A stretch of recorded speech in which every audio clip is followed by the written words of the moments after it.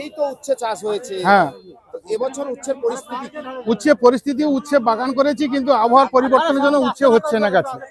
250 বাগান করেছি, তার মধ্যে ওই 20-50 কিলো করে উঠে 8 দিন অন্তর, সেইভাবে চাষবাস চলছে। এইমাত্র উঠছে 50 কিলো, মানে উচ্ছে চাষে যে লাভটা হতো সেটা হচ্ছে না। কারণ এই প্রতি বছরই তো নামখানার এই জায়গাতে উচ্ছের এই মুহূর্তে ভিড় দেখা যায়, সেই ভিড় কিন্তু চোখে পড়ছে না। না, সেভাবে ভিড় চোখে পড়ছে না।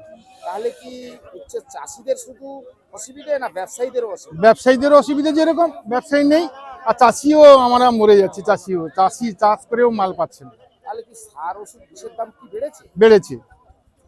যে সার কিনতাম 38-40 টাকা, এখন সে সার নিচ্ছে 45-50, এরকম ভাবে সার দিচ্ছে। মানে সুফলের কথা বলছি, 14-35 যেটা আর কি, এইভাবে। কিন্তু সেক্ষেত্রে আপনাদের যদি চাষ না হয় খাবেন কি? কিছু খাবার নেই, জেনাগ্রস্ত, খাবো কি?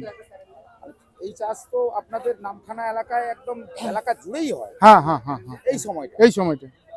সেক্ষেত্রে তো চাষের বলছেন যে অবস্থা খুব খারাপ। না, অবস্থা খুব খারাপ। এখন হবে না, মানে এই যে ফলন হচ্ছে আর হচ্ছে না। আবার উত্তরে বাতাস বইছে, আবার ফলন হচ্ছে না। উত্তরে বাতাস বইলে কি ফলন হয়? না, দক্ষিণে বাতাস বইলে ফলনটা বেশি হয়। তাহলে এখানে ফলন হচ্ছে না, হচ্ছে না। তাহলে এবছর চাষিরা কিন্তু লস, প্রচুর লস খাচ্ছে প্রত্যেকটা চাষি, শুধু আমি না, প্রত্যেকটা চাষি।